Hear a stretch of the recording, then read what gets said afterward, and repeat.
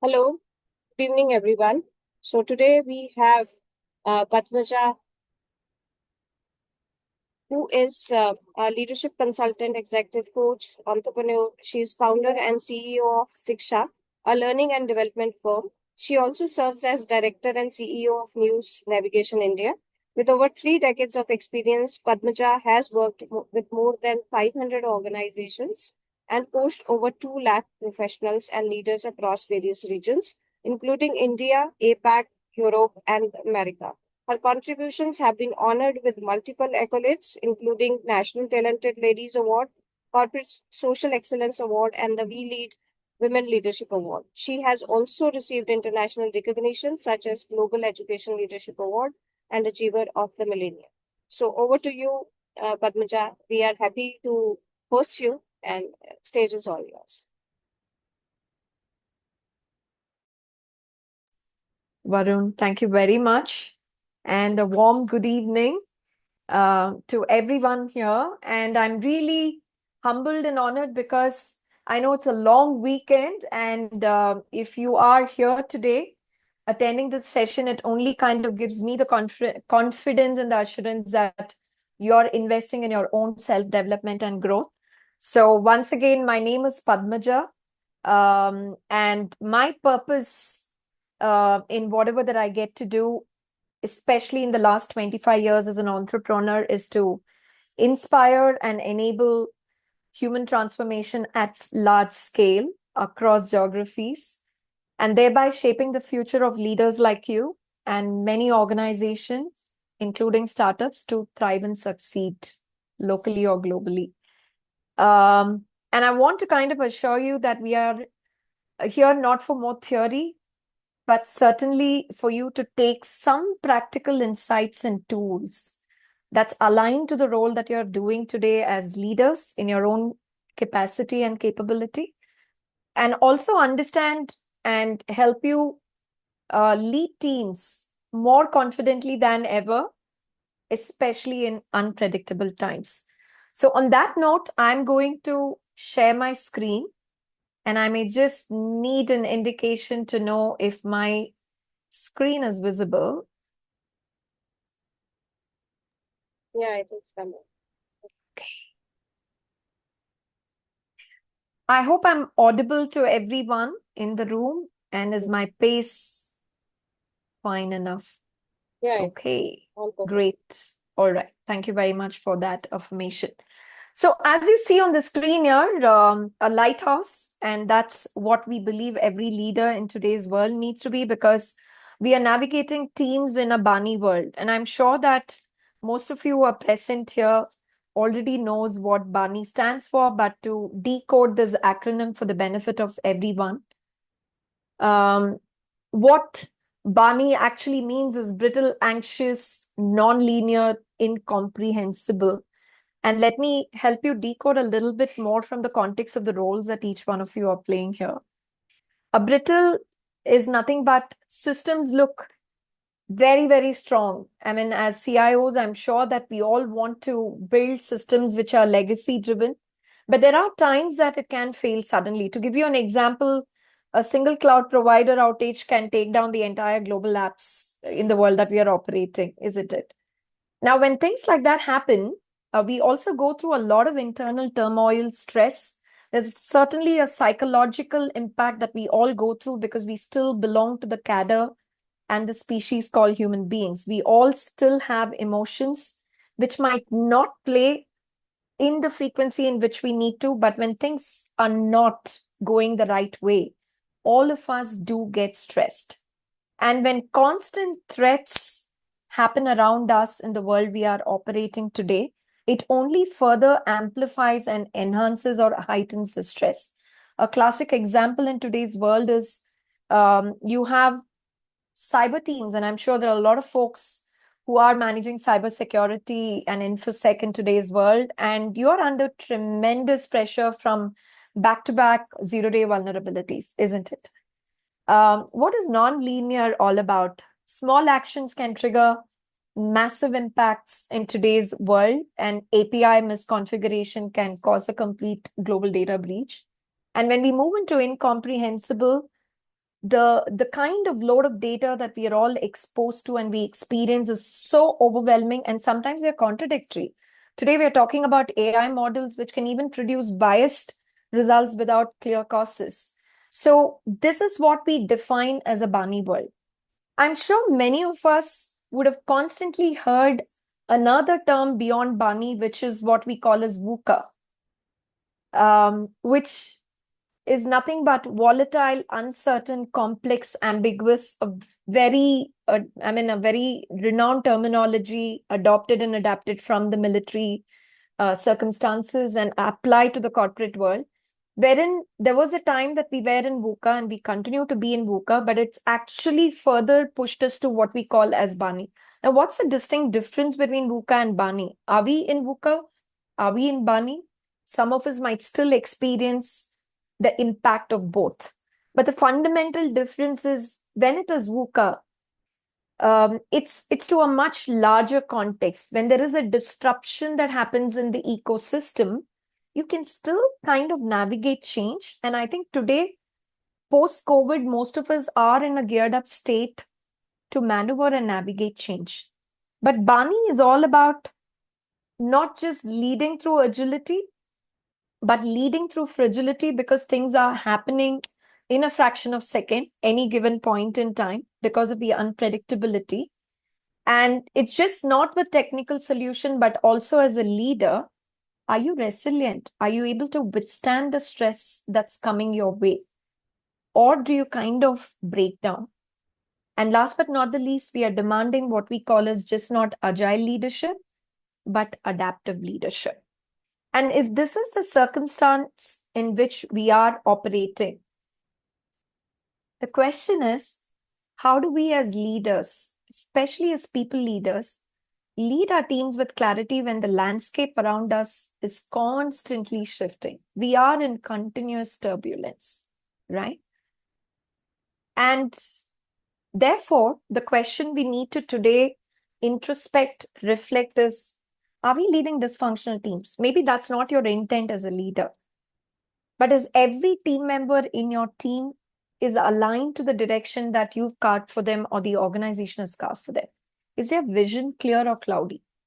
Because all of us would love to lead a very aligned team wherein they know this is the focus, this is the direction, irrespective of the unpredictable terrain that we are leading. I'm going to pause here and going to invite you to respond on the chat. If I were to ask you to assess your respective teams that you're dealing with, it could be direct teams or it could be even project teams that you could manage. On a scale of 1 to 5, 1 being least and 5 is like excellent and fantastic, and this is exactly what I call as an aligned team. And be honest to yourself and tell me what is the score you would like to give for your teams as of today on a scale of 1 to 5. 1 being least and 5 being, perfect team. I love when people add these decimals to it. Okay.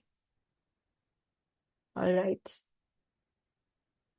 2, 3, 2.5. Hey, Rahul, I see you say 4.5. Wonderful. 4. 1.7. Very keen to know, Muthukumar. 1.7. Right. Okay. I understand that, Rajiv. And it can also be variant depending on the vintage, the age or maturity of the team. Praful, I see your hand go up. Is there a question you want to ask me right now? And Varun, is it all right for me to take that question? Yeah, while it is all right, I think he lowered his hand. Maybe. Okay. If anybody has any question, they can definitely raise their hand or they can put in Q&A and we can address the questions. Certainly. We can have it parked and we can take it. But what I wanted to thanks, Varun, for that. What I wanted to kind of reinforce here is, there is this beautiful book written by Bruce Tuckman in terms of the team, stages of various teams. It starts with forming, storming, norming until it reaches what we call as performing, which is ideal. So when the teams are formed, which is new, And there is a lot of turbulence in the team because everyone is trying to get to know each other. There is a chemistry that's building. People want to kind of normalize the ego states in which they're working, clarity in roles and responsibilities. And that forming leads to storming always. And that storming moves to norming, which is normalizing, until and unless it becomes a performing team. Every leader today would like an instant fix. From forming, can we move straight to performing? Is it possible, doable? Varies in the context of the experience, the tenure, the maturity of the teams that you get to deal with, and maybe therefore the varied scores that we also saw on the chat box right now. But having said that, what if I were to tell you today you're going to take away something that can give you very tangible input, insight to the score that you've given, which is very intuitive, right?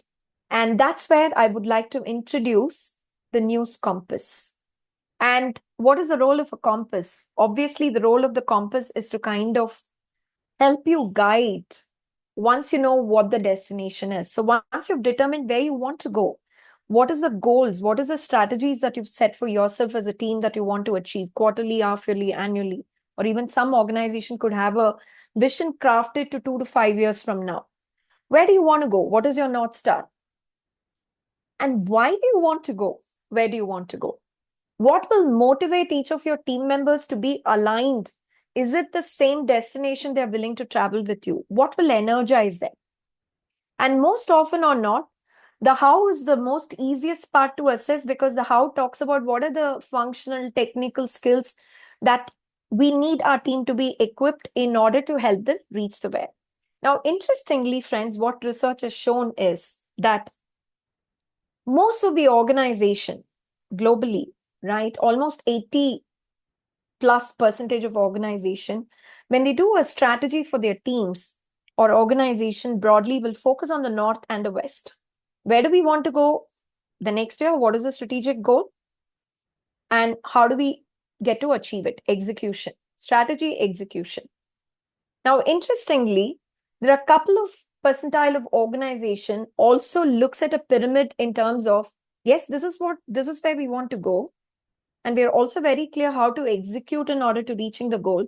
But we also want to kind of be very clear to anchor why do we want to do this, which is nothing but the purpose of our existence, your values. We also want to be very clear that while we want to go where we want to go, there are certain boundaries, there are certain compliance, there are certain integrity that we want to weave in and ensure that we don't lose the purpose while we are chasing numbers or the goals that we are chasing.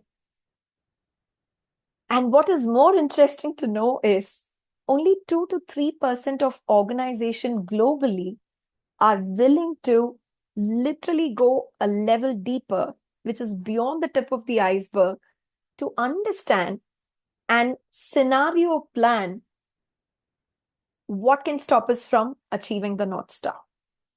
A classic example in the 70s was Shell Technologies, wherein I was told that was one of the companies that was able to plan what are the things that can ideally go wrong in the ecosystem, and they were able to predict what the future could look like if there is a war in any zone, and what are some of the things that they need to ensure they are in a state of readiness. While a lot of organizations today, post-COVID, are anticipating what can go wrong in order to being ready. That is at an org level. But what about the teams? As leaders, are we also anticipating what are some of the things that can stop our team from achieving what they need to achieve? So let me play a quick video introducing the news compass, which will give you a perspective of what this North, East, West, and South hold, and that can help us lead our teams, especially in times of change and the transformation that organization seeks from each one of us as a leader. Permit me to play the video.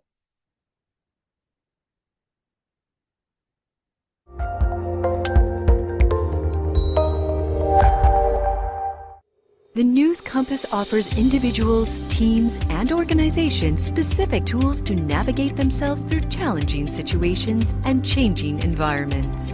In every decision point, and certainly at every significant crossroads, a person needs to stop and ask themselves the following 4 questions. North, where are you heading? What is your direction of greatness? Your vision? Your strategy?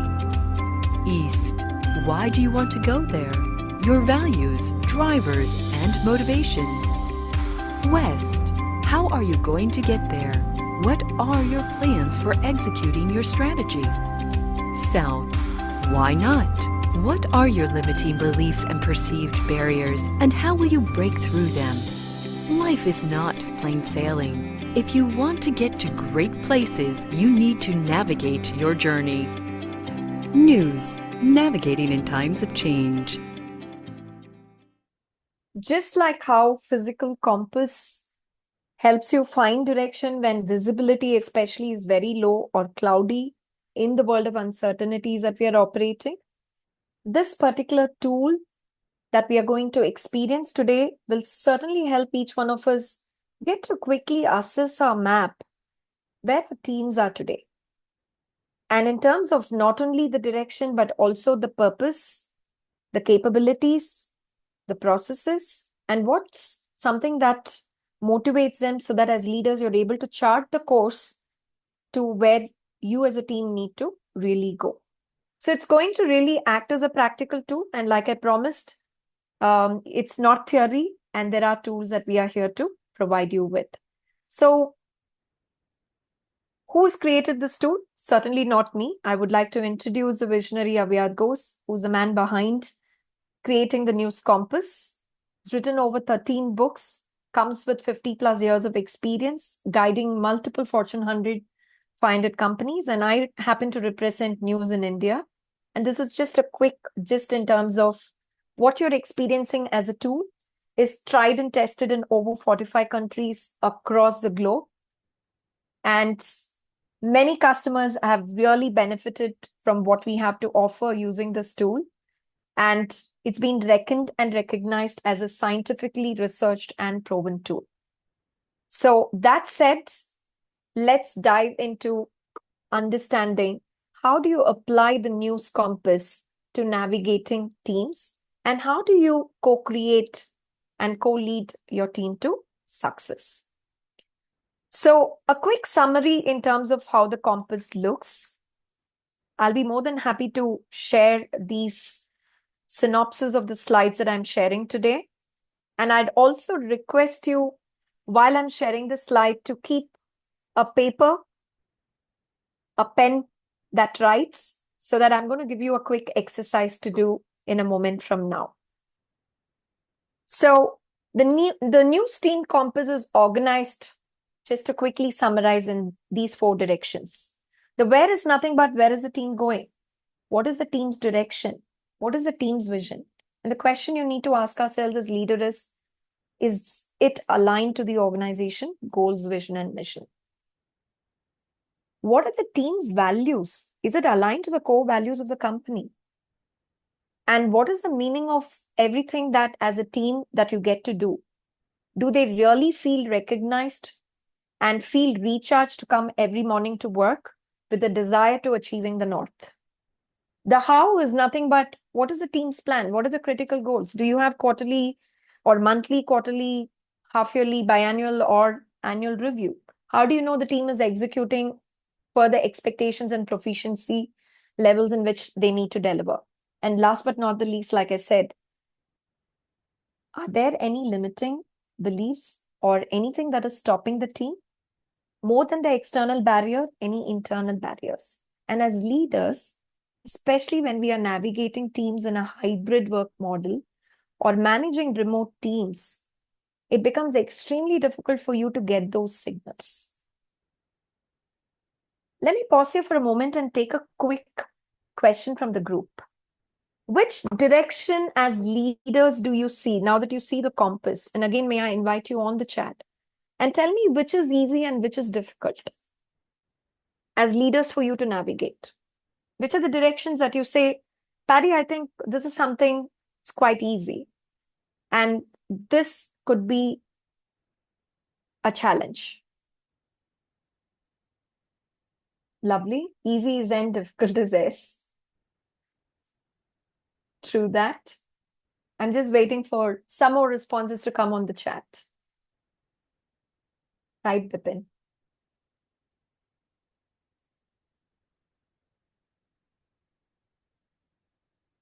Right. So, Vijay, you've written easy doing routine work, which is the West that you're talking about, I'm assuming.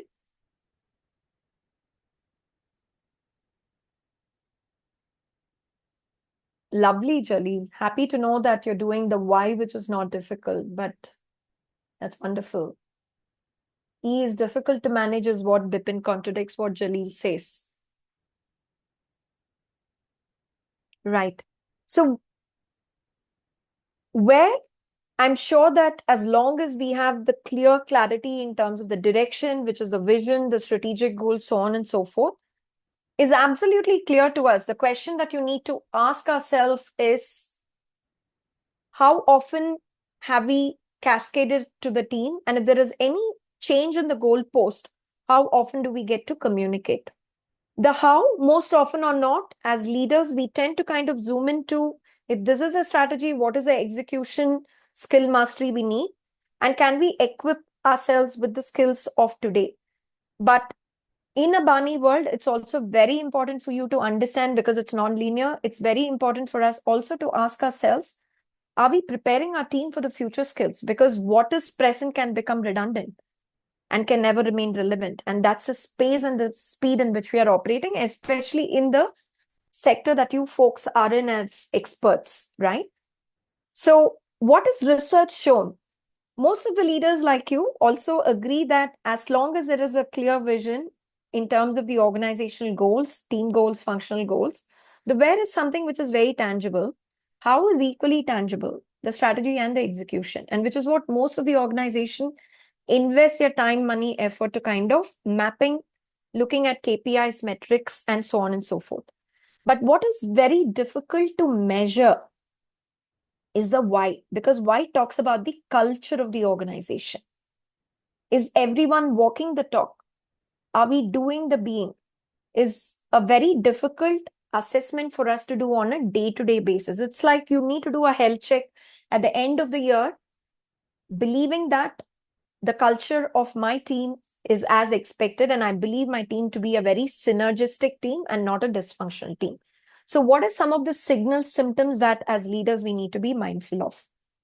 While South always gets into a deep one-on-one conversation, the moment symptoms come, which is blame, complaint, people don't show up, right? There is a toxicity that's happening. And when you see those erupt, evolve, is when you need to be, as leaders, become more conscious and have this cognitive ability to have a one-on-one coaching connects, because for every individual, it could be different motivators. And South can also evolve when the East, which is the why, is not constantly reaffirmed, reinforced as an organization. Now, that said, the way we navigate as per the process to be able to ensure your team achieves the north that you aim begins with, where are we today? Unless you know the baseline as to where are we today. It's like when you open a Google map, before you type the destination, it's going to ask, where are you today? Or when you want to book a cab or any of the aspects, it first asks, where are you today? So what is your baseline? And that gives you a perspective to know what is the distance we need to cover. Is it a long marathon? Is it a half marathon? Or is it just a 100-meter sprint that I need to take with the team? Now, is assessing our own team itself enough?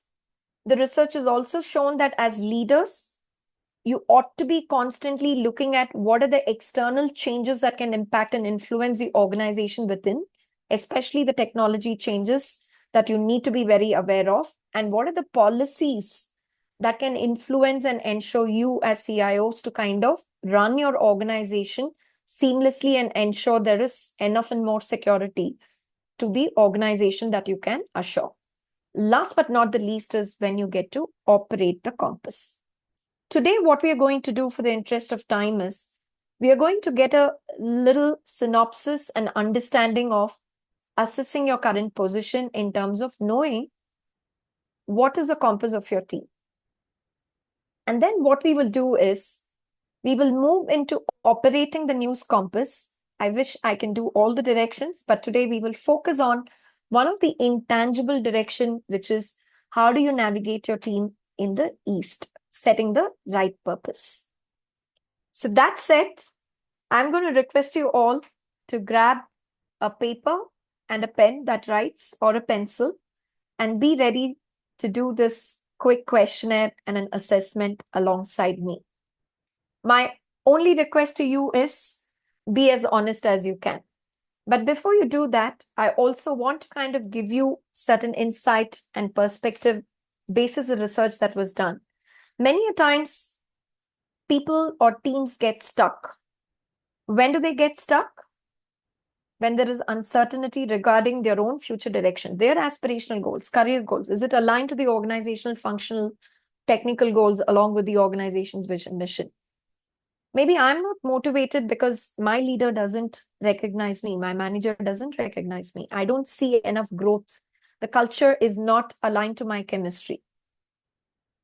The third could be inhibitions, limiting beliefs, fears, and difficulties. I'm struggling. I don't see a career growth. I'm stagnating in the organization. And I do not know, will I be able to master and stay relevant? Those self-doubts. And last but not the least, my organization is not providing me enough skills that is required for me to perform at my best. So if you look at 1, 2, 3, 4, 1 determines when teams get stuck in North, 2 determines when teams get stuck in East, 3 determines when teams get stuck in South, and 4 is nothing but the West. Now, the question most often that are asked are, can a team get stuck only in one direction? Depends on the diversity and the maturity of the team. Now, how do I know the real current position of my team? It can be as least as 2 team members to as high as 20 to 200 team members that you get to manage. Now, but for now, because your teams are not here, normally when we do this questionnaire, we roll it out across the team, but at least you can get an insight of your own perception of where your team lies basis the questions that I'm going to ask. I'm hoping you're ready with a paper and a pen, and let's start. The first set of questions, there are 3 as you see here. Take one question at a time. I've given you the legend on a scale of 1 to 5, what that means. And take one question at a time. Be as honest as you can, be as truthful as you can, be as authentic as you can to give a score. The direction and strategy of the team are clear to all its members. What that means is, as a leader, you've cascaded very clearly the direction and strategy of the team. It could be your quarterly goal, your annual year-ending goal, whatever that might be. On a scale of 1 to 5, how would you rate yourself and your team? The second question, there is an ongoing effective process of adapting the team strategy to changes in the organization. So how often do you need to adapt to the team strategy and not to the bigger organization strategy? And there is an ongoing effective process you've put in place as a leader. 1 to 5, where do you see yourself and your team at this point in time? Don't look at an ideal score. Please mark the present score. The third question is, there is always an active and engaging process of cascading strategy and goals in the team. So there is a process, there is a cadence. We often go to the big picture and the big canvas and reiterate that this is a BHAG, the big, hairy, audacious goal of the organization, vision of the organization, and this is where our team's goals are aligned. How often do we have those meetings as of today? On a scale of 1 to 5. What I'll request you to do is total your scores. So you have your North total scores. and average it, divide by 3, and you get a compass score. Great. You don't need to share it, but thank you so much for sharing it. Moving on to the next direction, the same process. Is all our team members generally driven and motivated, or do you see an inconsistency? I see some of the new beginners come with, sprout with enthusiasm and energy. Some people, you see that chalne do zindagi. Where are we? Is the values of the organization used as a real leadership platform? What we mean by that? Are we really tracking? Are people actually following those values? Or are we just in the game of tasks? When we talk about collaboration, innovation, we're talking about customer centricity, integrity. Are we literally abiding? And as a team, do you see that the values are intact? A perfect 5 out of 5. Is there a high level of engagement throughout the team? Or do you see in small pockets? And especially if you're leading regional teams, it'll be very intriguing. So write the total, which is up to 15, 5 plus 5 plus 5. What is your total looking like in this direction?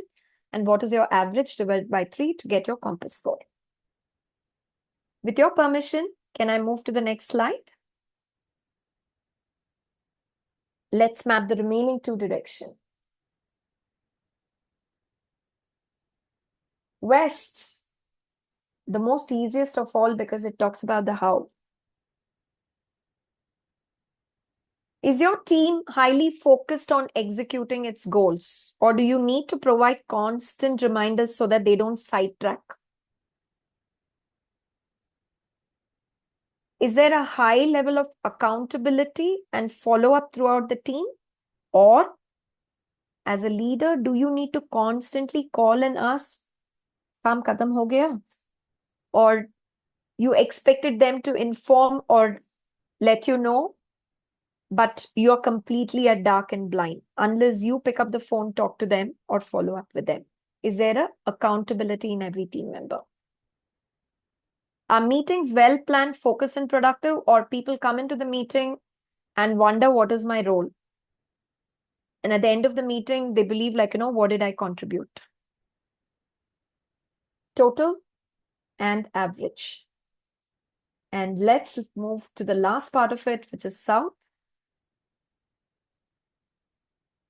Does your team thrive in uncertainty and changing environment? Or do they break down? Do they collapse? Do they run away? What do you see happening with your team? Is it total chaos? Or is there a method to the madness? How is your team in terms of innovation? The team is innovative and they always look at radical changes, open to it. They break out of their comfort zones. They're open to new learnings and willing to implement it. And last but not the least is, does your team functions well in challenging times and circumstances? If you see 10 and 12 are quite aligned in terms of its question. It's just asking you a very disruptive format. The team thrives in uncertainty and changing environment, and my team functions well. It's not thrive, but literally functions as a seamless engine in challenging times and circumstances. What's your total and the average? I see some of you have been very open to sharing your scores. Really appreciate. Vijay, you said please move to the West slide. Are you able to see the West slide on the screen? Or did you want the East? You're still seeing the North slide, is it? Is that the scene with everyone?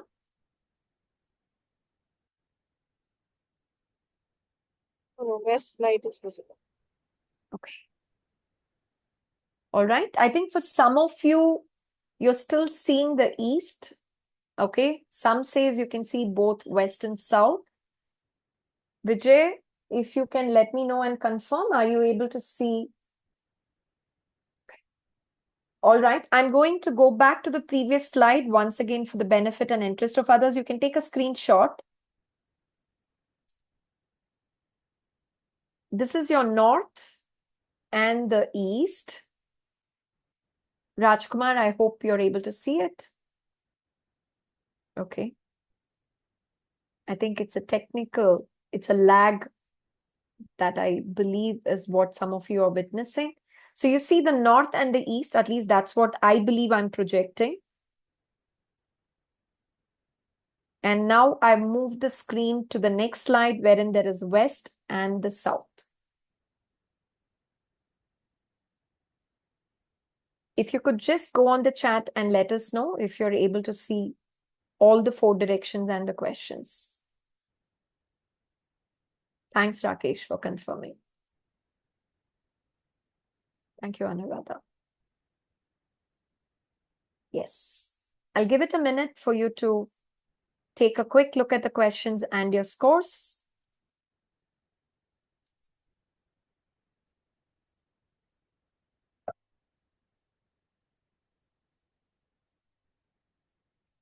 And basis the scores, the overall average score that you have for your team, I'm going to request you to draw a compass. And I'm sliding to the next slide now, and I hope you're all able to see it.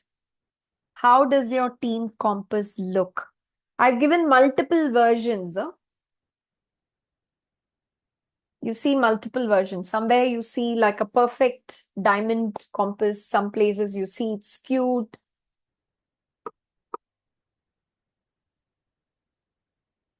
So take your average score and just draw a graph.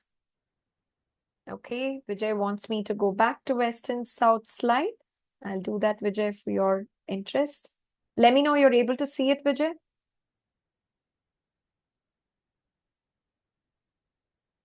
Thank you.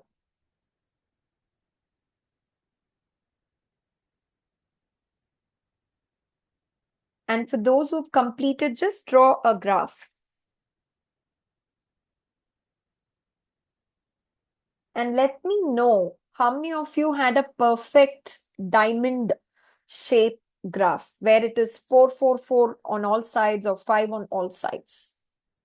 Please come on the chat and you can say yes, no, maybe in terms of the alignment of the compass in all directions. No, okay. Don't worry, Rajkumar. A lot of us are there.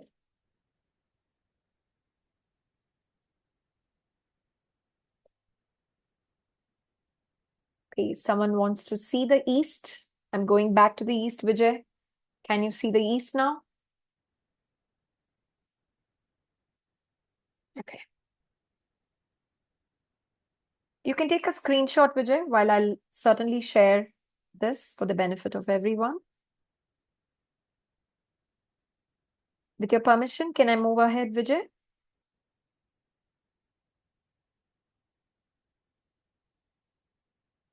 Thank you. So, this really gives you an insight and a reflection to know where our teams are. I will do that, Anand. I'll certainly do that, not to worry. We're all in the business of sharing knowledge and we will share it with you. Great. Interesting. Jalil says he wants to do this for his team. You know what? I will share a interactive PDF document. Would that help for all of you as a questionnaire so that you can roll it out for your team? Varun, I'll have it shared via an email to you and you can send it to the team. Sure. It's nice. Yeah. Okay. So don't worry, Anand. We will share the recording also.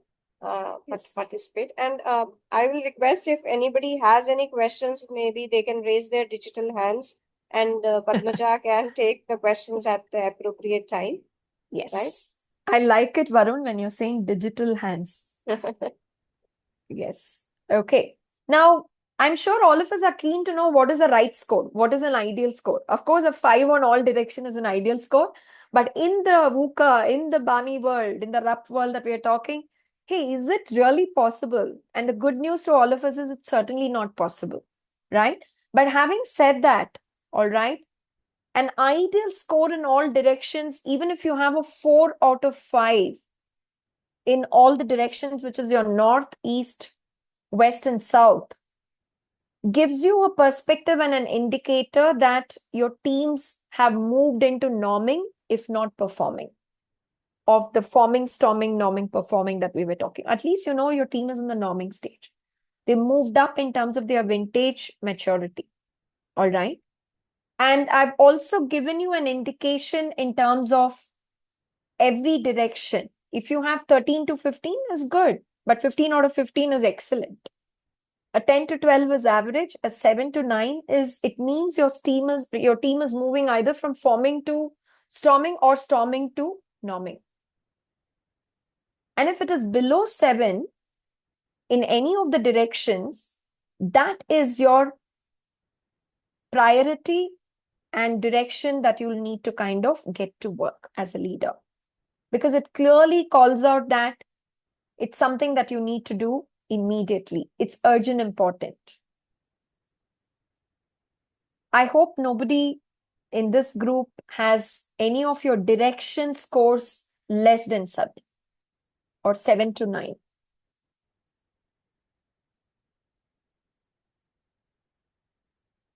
Okay.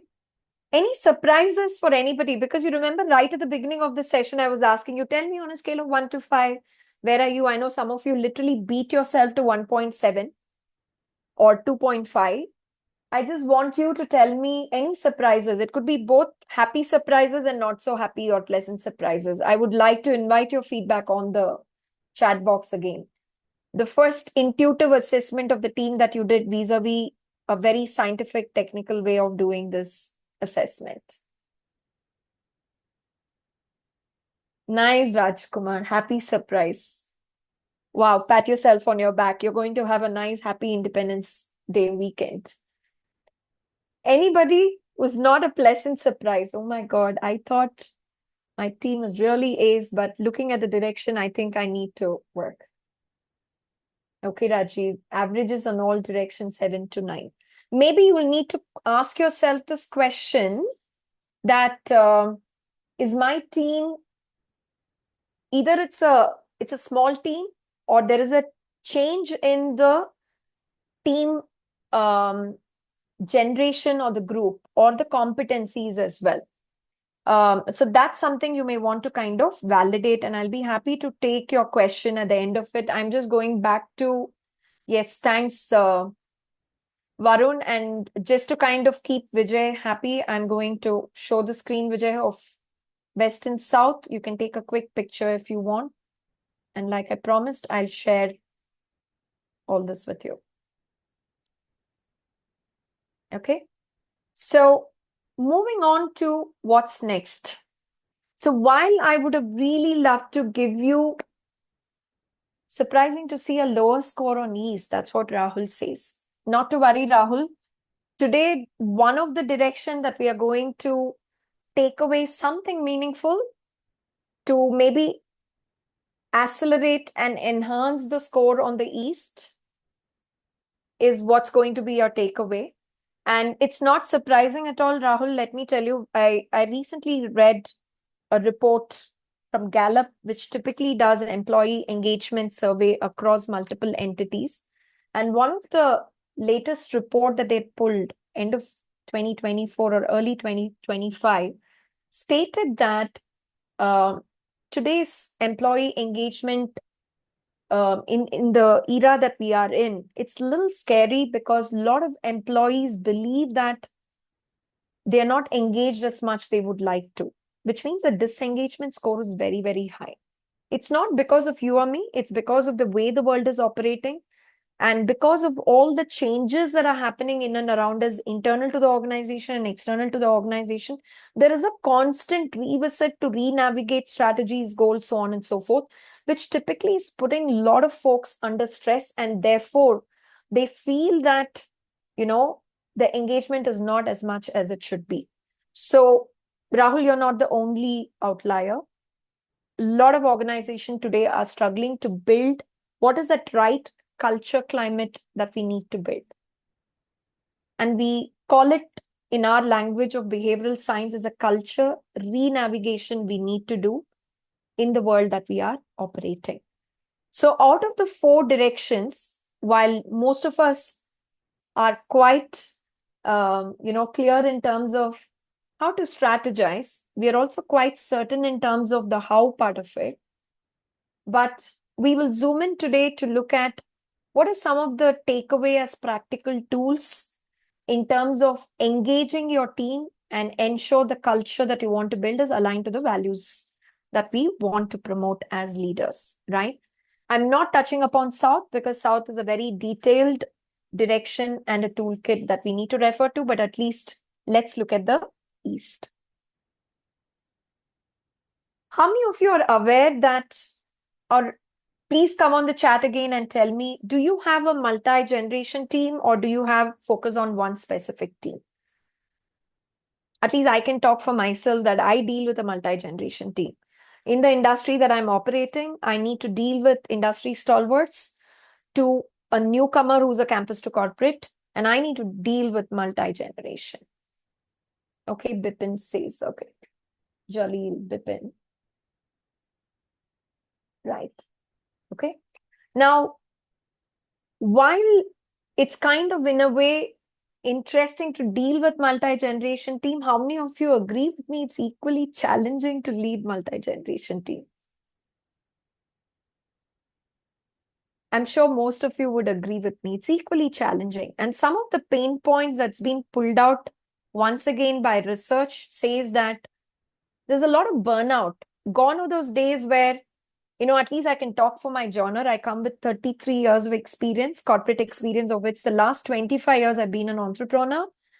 When I started my career way back in the 1990s, we didn't even know there is a word called burnout that existed, right? Stress. Nobody used to even discuss and talk about it because you're required to do what you're required to do. And there is nothing like you clock in and clock out. These were terminologies that never existed. And we all, maybe it's lack of opportunities around, you used to kind of literally glue yourself to the opportunities as a job that you earn and you sustain through it. Today, with multiple geographies that you're dealing with, there's not only culture alignment, but there could also be value clashes, not only because of the different geographies, but also because of the genres that we're dealing with. So true that, Stuti. Absolutely. And when you have burnout, when you have value clashes, certainly it steals and absorbs a lot of energy out of us, leading to fatigue. And today, there are a lot of programs that are run locally, globally, across organization in terms of mindfulness, mental wellness, well-being, so on and so forth. It's all packaged and given because they are witnessing there is a tremendous amount of fatigue owing to burnout and value clashes. And at the end of the day, interestingly, what research also says is that one trick as leaders that we get to do, because at the end of the day, as leaders, we also need to ensure the team reaches the destination no matter what, because we are forced to the drive to achieve and get results done. So what we do is we may do patchy motivation. And what is patchy motivation means is, hey, let's look at quick fixes. Hey, let's go out for a team lunch. Let's take the team out for an outing or an outdoor or a team event, so on and so forth. Is it bad? Is it wrong? Certainly not. Those are important and critical, right? But having said that, by just doing that, is that alone sufficient and enough? The answer is no. Is there a consistency that we can build? And what is it that we'll need to therefore do in order to build the consistency? But for us to even know what are the motivators or what are the motivation drivers of this multi-genre world that we are dealing with is something very interesting to learn, because gone are those days where we are talking about Maslow's theory of motivation or the Hertzberg and so on and so forth. Can we only show extrinsic motivators like money, perks, incentives? Well, those are needed. But these multi-genre folks that we are dealing with also look and focus and prioritize on intrinsic motivators a lot more. So I'm going to kind of help us understand how do we deal with the East and navigate our teams through this direction in the East to reflect on what is most important to all of us, especially when there is a multi-generation team.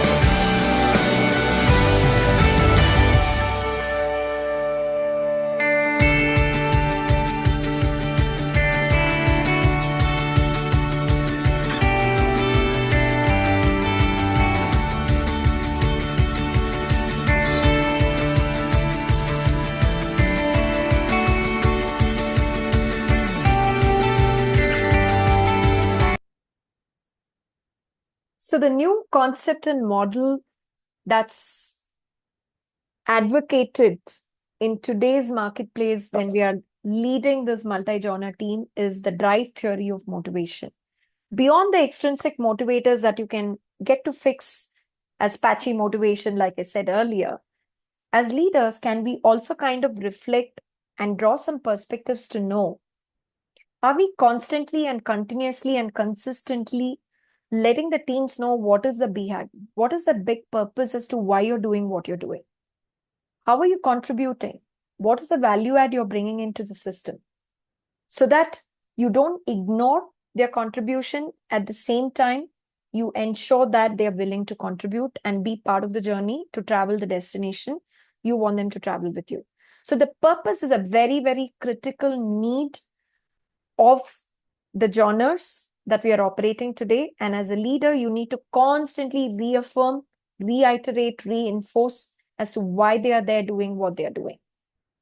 Now, is that alone enough? Of course not. You also need to provide them the skills of today, and like I said, the skills of future, and constantly ensure they stay relevant. Now, interestingly, this part of it, if you happen to read the book by Daniel Pink, he also says that the mastery that you need to provide to the genres today cannot make them feel overwhelming. Oh my God, this is something I can't do, or underwhelming. इसमें तो challenge ही नहीं है. कोई भी कर सकता है, which can make it look like, even an AI can do it and replace me. So it needs to be just whelming for them to say it is challenging yet interesting for me to learn. So how are we providing that mastery is also equally important when we are talking about providing the right skills. And last but not the least, friends, you tell them why they are there doing what they are doing. You give them all the skills. But if you don't unleash, not micromanage, then they are happy doing what they're doing for you. They need that power of autonomy. And when we say power of autonomy, what the generations today are seeking from us when they work with leaders is, do you trust me? You've given me the skills. You've told me why I'm doing what I'm doing. Would you trust me as a value enabler? You do have your checkpoints. We can have our pit stops, but don't get to breathe day in and day out on my neck. Don't micromanage. This is exactly what are the motivators of the multi-genre teams that we need to operate. So the golden question to you, for you to reflect is, which of the drivers that you see needs more focus in your team? What's your single greatest barrier to sustaining the team energy? Because you need to do all three to ensure the east of your compass actually stretches, if not to 5, at least from a 4 to 4.5. And it's a good validation for you to do. There's one more tool that I'm going to kind of gift you today, and it looks quite difficult when I talk about a be-do-gap model. What are we talking as a be-do-gap model? This is what, as a team, I want my team to be. That's my desired goal, desired state as a leader. But what I see them doing is not aligned to the being, which is what East is all about. And how do we really assess this gap? And are there anything that we can do to fix it? And the good news is yes, and I'm going to give you a template for that. But let's understand, how does this work? Now, whenever we're talking about the East, like I mentioned, we're talking about the core values. Is my team aligned to the core value? So let's take an example. Before we do the example, let me tell you the process in terms of how do you map the be-do gap, right? So first step is identify one of the core values of your organization. Then understand, what is it as a leader you want your team to be? An ideal behavior aligned to the value. And then explore what is the real behavior or the actual behavior that you see day in and day out in reality. And reflect, what is causing that gap? What are the possible gaps if the person is not doing what they're required to do as an ideal, but doing what they're actually doing? And finally, what is that little tweak or adjustment that you can make? Remember, you're navigating a huge ship. I don't want to talk about navigating aeroplanes in the world that we are in. At least when you're navigating a huge ship in the terrain with turbulence, you can't change the direction of the ship immediately. It takes its own course correction to happen. So what is that little adjustment or a tweak that you can recommend, advocate to your team that can become then a culture that you want to relish, cherish, and nurture? So let's take few examples.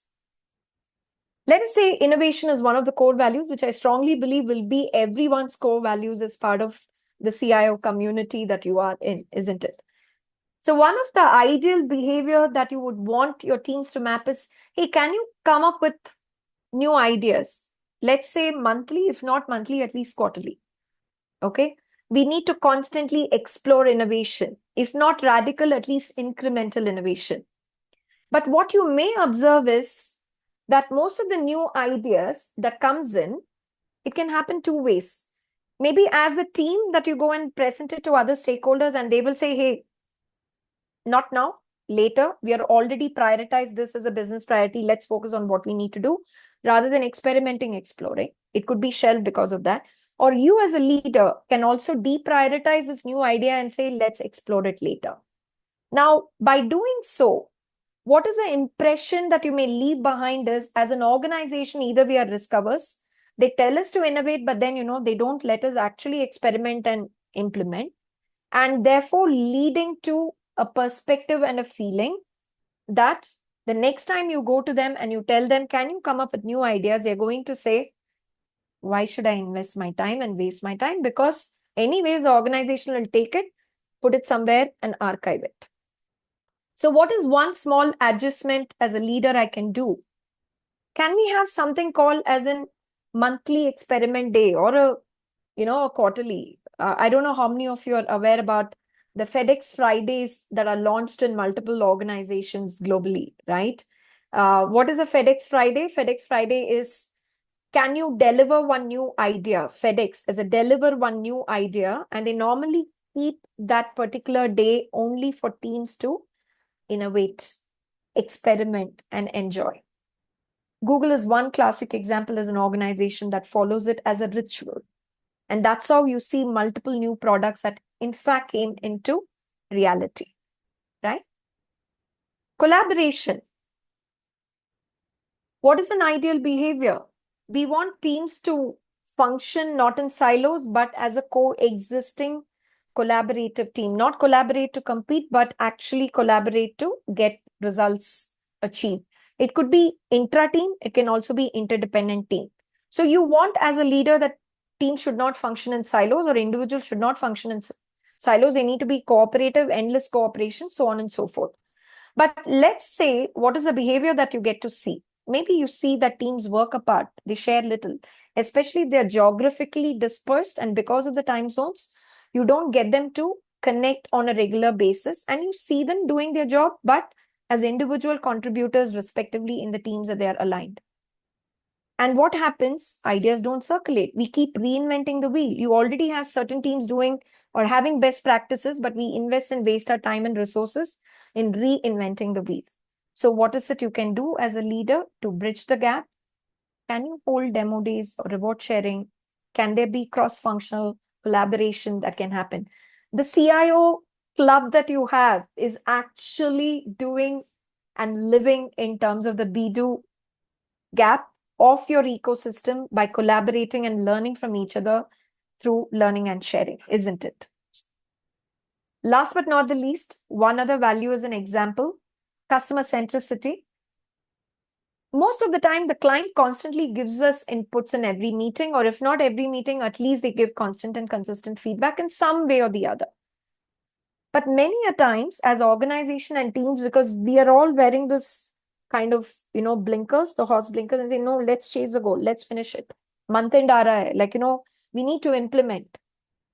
And we focus only on our internal scorecards and KPIs that ought to be delivered. I'm not saying it's not important, it's critical.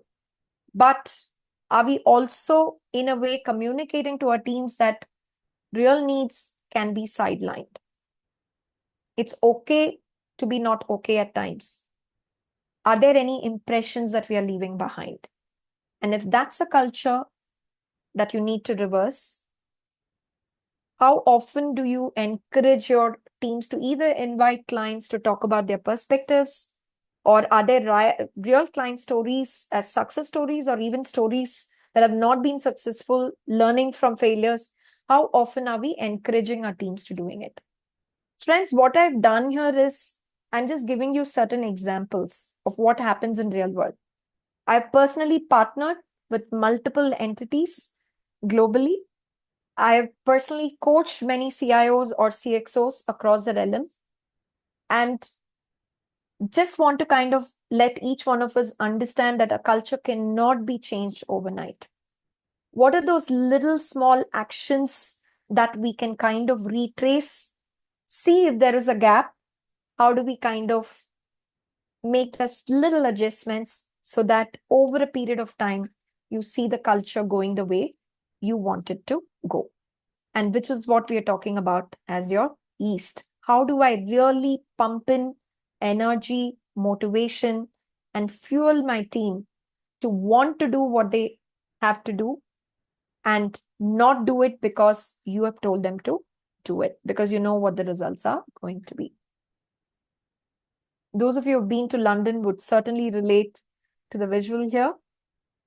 Mind the gap, and just not mind the gap if you're aware of it, but also, are you closing the gap? As a leader, your accountability is also to close the gap. So what is one small ritual, maybe a reward, catching people or your team doing when they're doing something right? How often do we catch people doing something right? We are quite attuned and trained to catch people when they're doing something wrong. But how often are we building a culture of appreciation? So a small ritual, a reward, encouraging experiments, fail fast, learn fast, that you can try, align to the values or the processes that you have in your organization, to just not state this is what you should be doing, but if this is what they are doing, what is that slight shift that you can maneuver or you can guide your team to maneuver to bring in fresh, novel practices.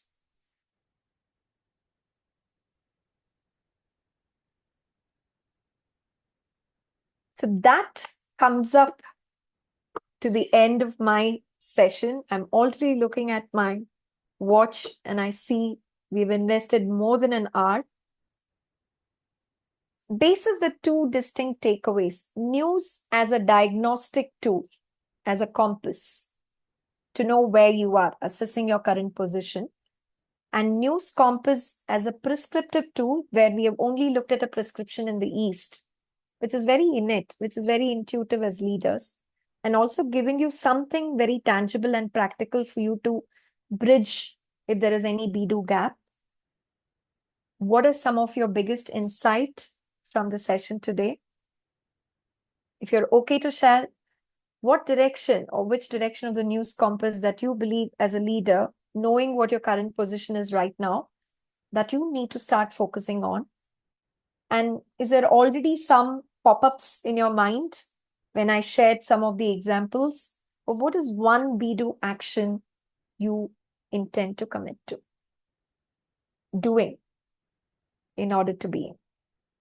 I'm going to pause here and take your inputs on the chat box before we open the floor for any questions you may have.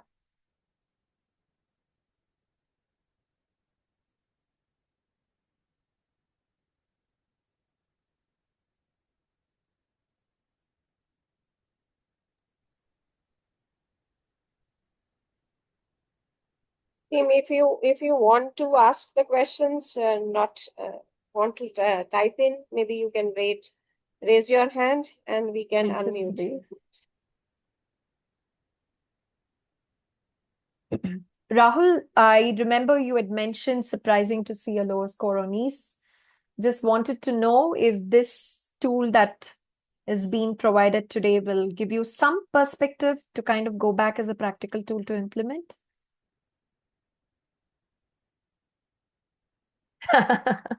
Yes, absolutely. And whatever I've shared with you today, I promise to kind of send this across to Varundeep. And I think, Varundeep, you need to send it to them maybe on a Monday. And let's keep the Independence Day for their being and not doing. Right. So, Padmaja, I was just curious while people are sharing, and I am happy to see responses that they find today's session useful.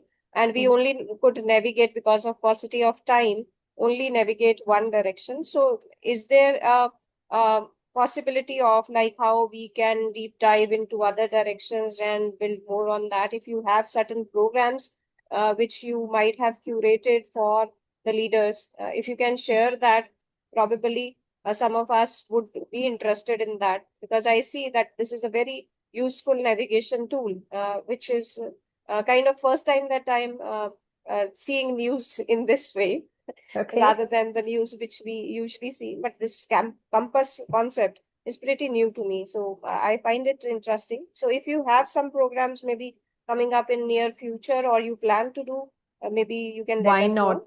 Why not, Varun? So while we mostly do navigations of this nature in specific organizations, because every team is very unique and different. But having said that, as long as this doesn't sound like a sales pitch, we are in fact doing an open enrollment program, which is happening in the month of September.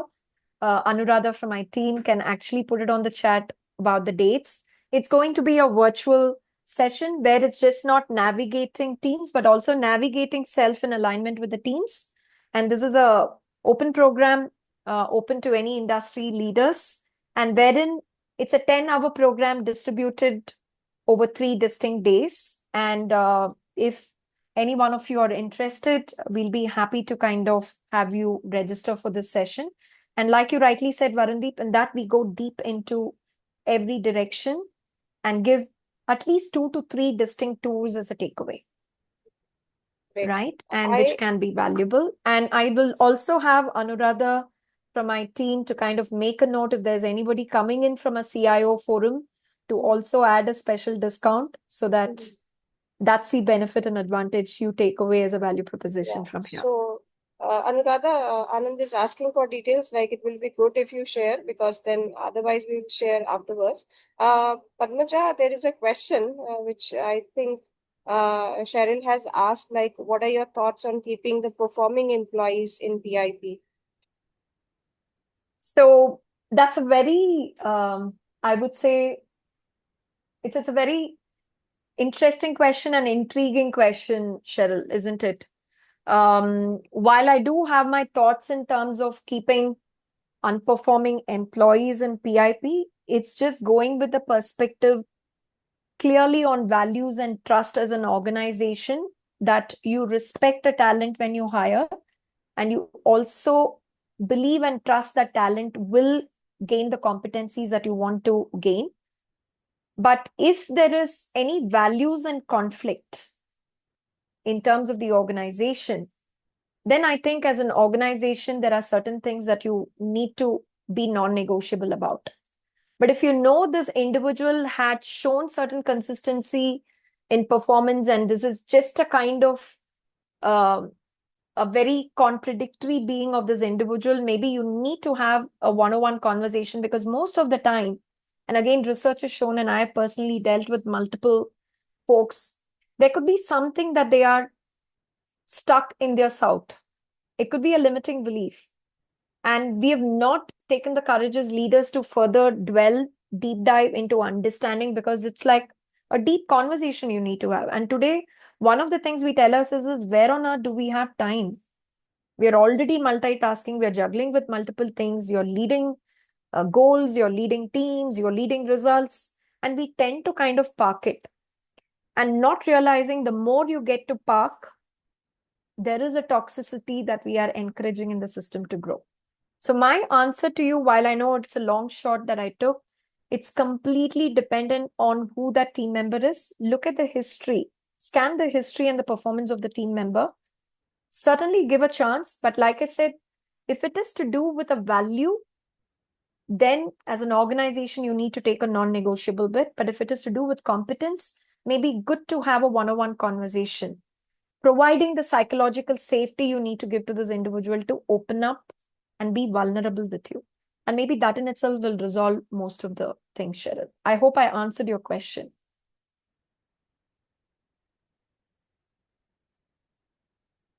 Anish, would you like to ask? Should I unmute you?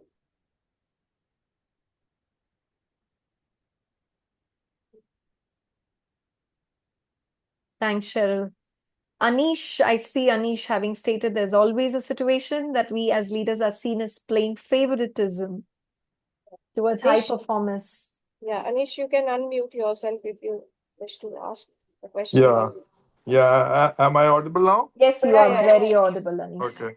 So I wrote my question there, and probably that's a situation sometimes we uh, unknowingly come across and see that there's a feeling on the average performers in our team that we sometimes play favoritism to the high performers, because we also find sometimes convenient to deal with them in terms of a stress situations.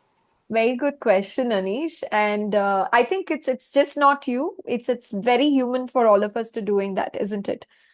And I don't know whether you've read the book written by Paul Hershey and Ken Blanchard on situational leadership, right? Every individual in varied task moves from a readiness level of an enthusiastic beginner, moving to a high potential or a achiever.